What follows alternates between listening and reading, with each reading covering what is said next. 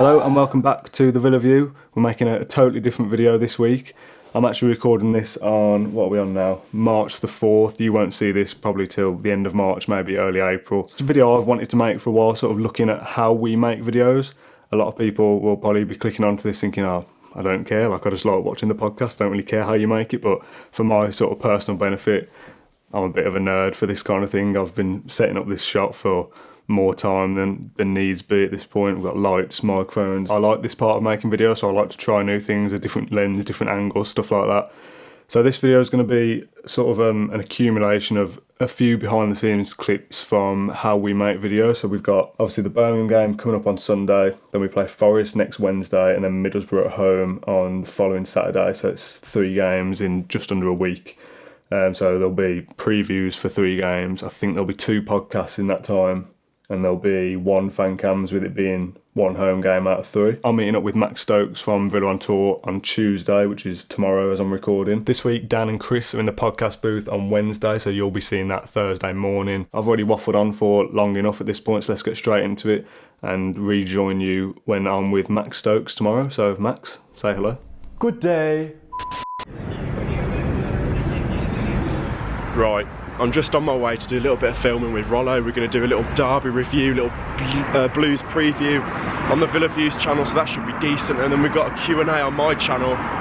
Got a few decent questions in there, a few Villa ones, a few funny ones, so keep an eye out for that. It should be a laugh. Excited to be on the Villa View? Yeah, buzzing mate, buzzing. Not convinced though? Nah, I'm well up for it, yeah. Talk to me about the video, what went into it, why Q&A, how you amassed the questions. Well, there's been a lot of banter between us, I think, on social media. I think that's fair to say. So we just thought, get people's questions on, we just have a chat. It's just nice, isn't it? So I thought I'd jump in and give a little bit of extra context to the clip that we decided to do for Max's channel, which was the silly intro we did for the In-Betweeners scene. You come into the room, say good day, and I'll react in the way that the shopkeeper does in the real show. We're both there, pool our resources, use all the equipment we've got and make the best of something. So all the sound that you hear in the final edit, none of that is actually real. It was all recorded on the same place, but Max had gone by that point. All the footsteps that you can hear when Max is coming up the stairs, they are my footsteps. I sort of pointed this microphone down at my feet afterwards. The door opening, like the buzzer that goes off when the door opens, that was recorded after as well because it was really loud in the original clip. The whistling was my idea, and I said, yeah, I'll just whistle into the microphone and lay that over the top. What if you wear the Villa jacket as well and you look like this Villa obsessed nut coming to do this video? Play on that a little bit. So we just got carried away with ourselves and we've ended up with this video. So I'm going to show you the clip of what we shot versus what obviously you saw in Max's final video. But yeah, just a bit of fun, and people seem to really like it as well, so definitely worth the time. And then walk past me and into the office.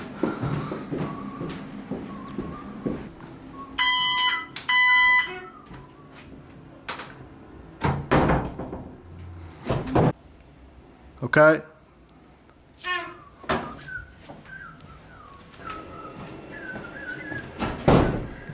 Okay, go for it. Good day. That's it.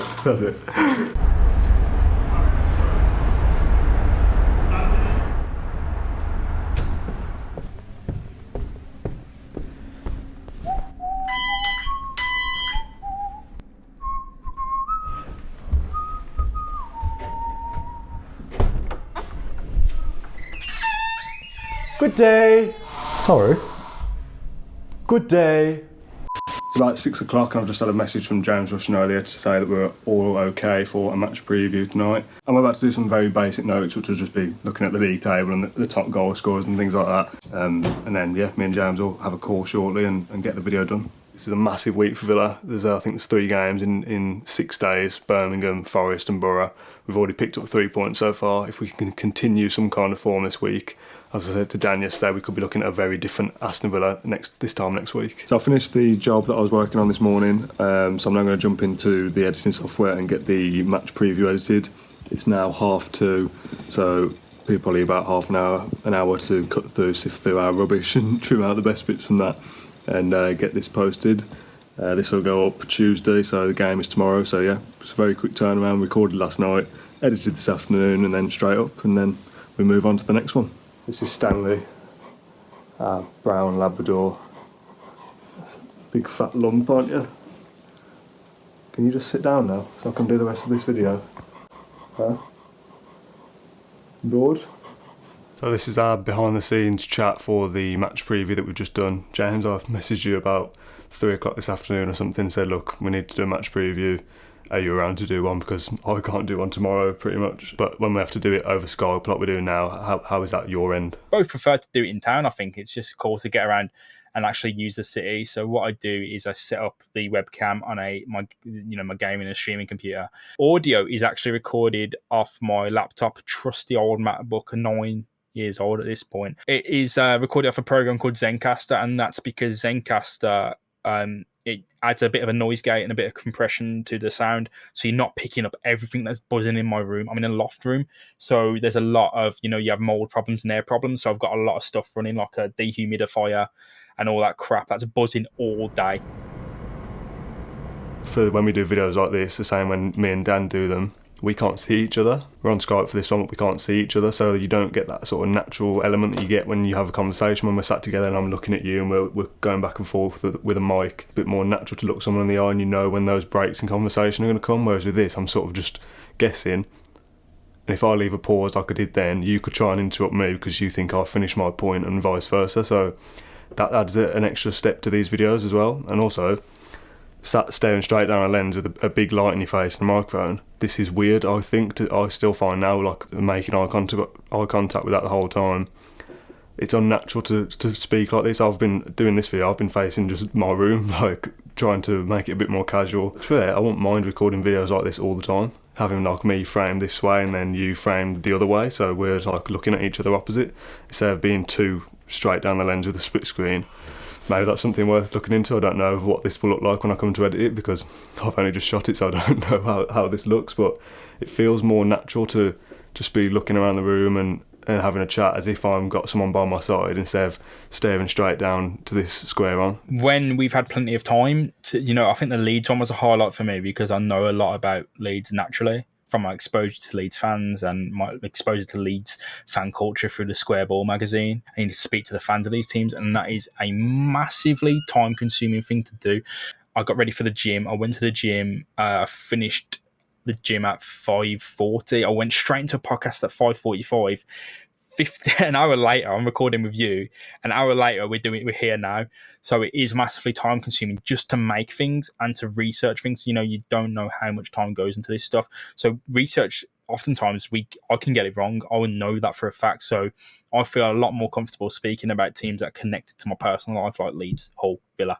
Easy. No matter what you think, it is work, because again, you go back to that conversation. There's been many times when I've come onto this review, done this, went to write something, then recorded a podcast, finished editing that podcast, put the podcast out, and fell straight into bed and woke up for work.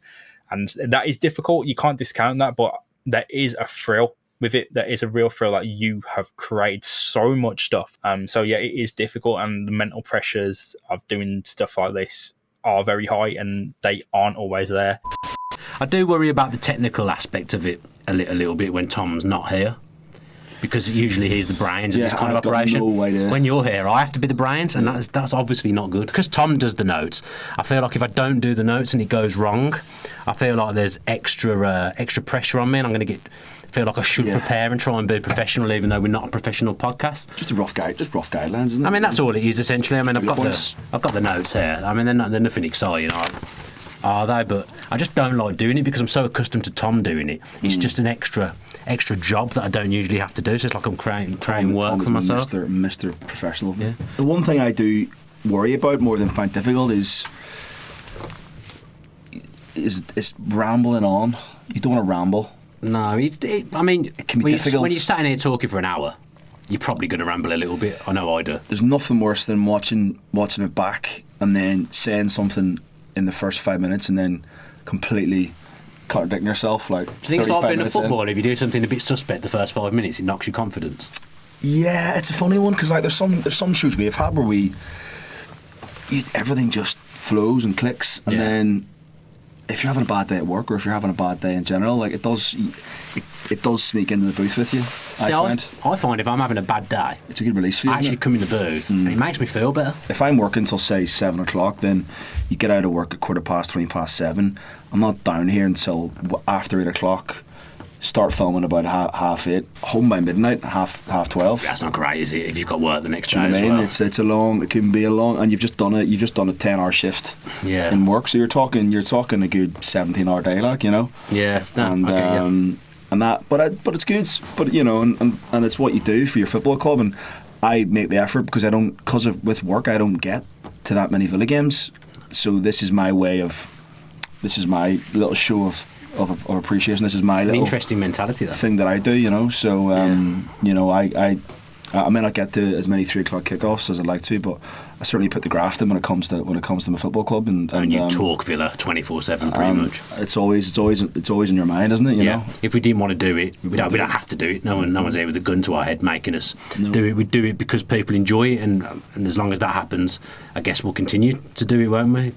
While circumstances allow. Completely, totally. Today is 16th of March, Villa play Middlesbrough this afternoon. If we win, we'll go to 6th, but I'm trying not to get too carried away. For this video, I'm going to explain a little bit about fan cams and how we film those videos and what we use for that. Gear has changed over time. When we first started out doing fan cams, I used to just hold the camera with a big light panel on top of it and just hold it like that for like 40 minutes. So I upgraded to a monopod, which fits in my bag at this size, extends to this size, and then I would obviously be stood up, camera on top of here. I've got a bit of extra support. My back is not aching after fan cams anymore, which is great. So this is an aperture light, which I've only used a couple of times. It looks like it wouldn't be able to do the job, but if you're close to the subject, it fills in some of the shadow on the face, and also you can put different coloured gels behind the light and stuff, so really useful. Audio is dead.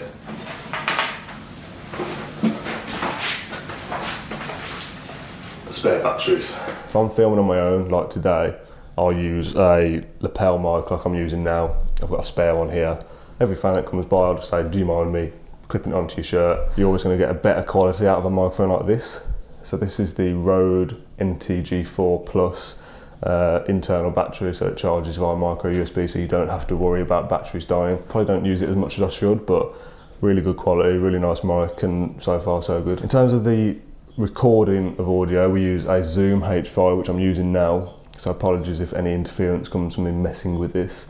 So this is the recorder we use, XLR cable. I've got a nice long 5-meter one or something. Battery life isn't great, takes 2 AA batteries. I've got a load of rechargeable ones, but I mean, during this shoot the ones I've got in had died, so it's always good to have about 6 of those in your bag just in case. Another thing I've bought recently but I haven't really used too often is this little clamp thing. So I will mount the recorder onto the top of here, and then this clamp will sit on the top of the monopod. Quickly go through some of the camera stuff, so I'm going to change to an iPhone shot for the rest of this little bit. We're going to quickly go through the camera. This is the Sony A7 III full frame camera. I'm currently using a 28mm lens on it, which is pretty wide for full frame. I've used a 50mm for some of the fan cams, and that gives you like that really soft background, but the thing is you have to stand further away from the person, and when I'm doing it on my own I need to be pretty close to be messing with mics and stuff, and then for them to be able to hear me as well. So I'm using a wider angle lens that I can stand sort of, I don't know, 2 meters away from somebody rather than 4 meters away from somebody and have to be shouting. Whereas if Dan is stood next to the fan talking to them, I can be anywhere I want. In terms of settings, of shooting on S-Log2 for everything. That means shooting that way I can manipulate the image to look how I want in the edit. I can make it look really red, really blue, really warm, really cold, really dark. I can pretty much change it to look how I want. But I prefer people to be looking at me rather than the camera. So even when I'm doing it on my own, I'll sort of have the camera next to me and say, right, you just speak straight to me, ignore the camera, we'll have a chat. Because that gets the best out of people. If I'm stood here going, right, you just speak straight into this lens and yeah, what did you think? It's a little bit awkward for people and it gets a little bit nervy. People start to shuffle their feet around and look around the sky, and that doesn't look good on camera. It's better to have this over here.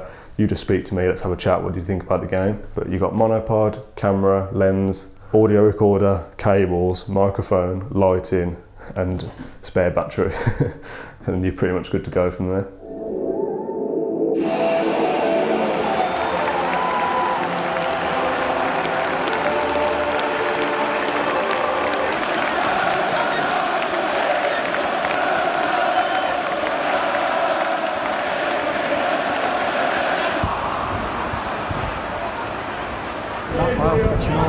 the sixth as well, haven't we? It's class. We've been taking later, but he's been absolutely. There's been lots of books done. We've been up there before, from and below. Chances are different. Get into the playoffs, absolute lottery.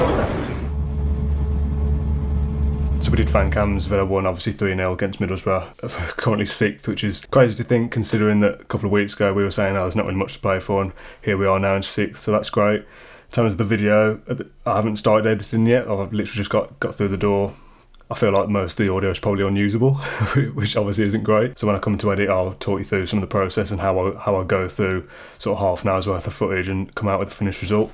It's currently 7:15 on Saturday evening, so we'll see where we are when this video goes out. This middle row here is all the video files, and the bottom row is all the audio files. To sync the audio and the video, you zoom in and look for a place where they both start. There's a loud spike, so when I start talking, hello and welcome back, and then find the same place on the audio. Make sure they're perfectly synced up. Hello and welcome back. That sounds fine. And then you want to mute the audio on the video file, because this is the camera's audio, which is terrible. The bottom audio is the microphone that I'm speaking into now, which is much cleaner. So disable your audio on your video clip, and then that clip's synced, ready to go. This kid had a 1:30 interview. I might cut that down to, say, 25 seconds that I like, and then I'll rearrange the clips in order after. For a 40-minute recording session, people will make the same points, so you just have to pick which person you want to use. Right, we've hit a problem. I've come to edit this guy's interview, which was good, I thought. So this file, which I think was about 5 minutes long, is just dead. I don't know why that is. I'll record video and audio separately, because obviously the camera picks up its own audio, but the camera audio is not usable. You know, we enjoyed the goal. Especially today because of the wind. If it was a perfectly sunny day or you were indoors, you'd probably get away with camera audio every now and then. And for this interview that's like 2 minutes long, I would use it. But because of the wind and it's outside, you can't. So unfortunately this guy just has to get cut, which that happens sometimes, I guess. Sorry to that guy. And this was all shot in S-Log, which is a picture of profile on the Sony cameras, which is basically really flat. That's why the footage looks really grey. So I'm just going to bring the shadows down a bit, bring the highlights up a touch. I'm going to add an S-Log LUT, which is basically like a preset. I'm just going to do a very basic colour grade just to bring some life back to the shot. After and before. 8-minute video now that's done. Colour grade's on, the outro's on, the intro's on, and then that is the editing process done, which is, it's been a little bit longer than usual because obviously I've been making this video at the same time. Once that's done, stick it on YouTube, get it posted. That will depend on my internet speed, and that's fan cams done and in the bag.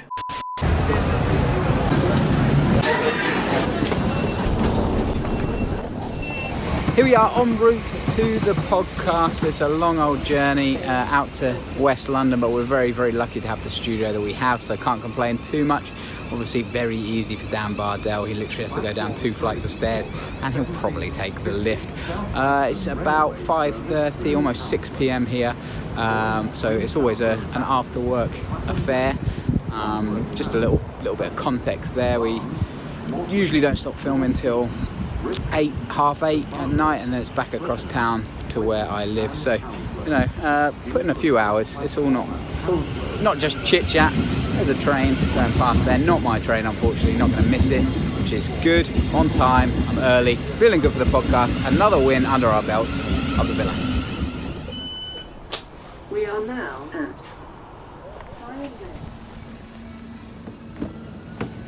Here he is. Here he is. It's about 6:30 now. We're just getting to the podcast studio. So as I said earlier, it's not the earliest thing, but it's great that we have the studio at Sky. Really, really helpful. So it's worth the trek out here, to be honest. We'll now go set up the camera and everything. We'll just make it all look nice, and then we'll get going. So we usually kick off about 7 p.m, don't we, roughly? Yeah, I'd like to think we're going to get going before then, though, to be fair. And it's good times at the Villa at the moment. 4 wins in 4. We're happy to talk about those wins because literally a month ago, it was a real depressing place to be in the booth, wasn't it? Yeah, let me tell you, Rollo's cutting in nearly everything you've said out of this video, I'd imagine. Why? He asked me to do this. No, it's a bit boring, isn't it? Rollo, you best respect the behind the scenes. Pre-match meal before the Villa View podcast. Dan, how you feeling? It was all right until you fired. unprofessional that. The notes in all their glory. So this usually takes me, well, kind of throughout the days, I'll put these bad boys together. Bad boys. Yeah, I like to try and get everything covered. To be fair, I have started contributing recently, sending you things that should be in the notes more recently. I've done that a couple of times today. I sent you a text of something to put in the notes. You have, so indeed. I'm adding value for sure. I also like to always have the table in front of us. This week we've got Aston Villa's fixtures, but usually I've had the fixtures or the results of the previous weekend. Have a little look at the fixtures still to come. So those are the notes. It just kind of covers everything, also mixes in the questions as well. So when you guys send in your questions each day or each week, I can have them relating to a certain topic. You finish work and then you got to come straight away from work, do the pod, miss out on seeing your boy. Miss out on him going to bed, I presume. No, because he's still very young, so he goes to bed quite late still. But it's quite a long way from where I live.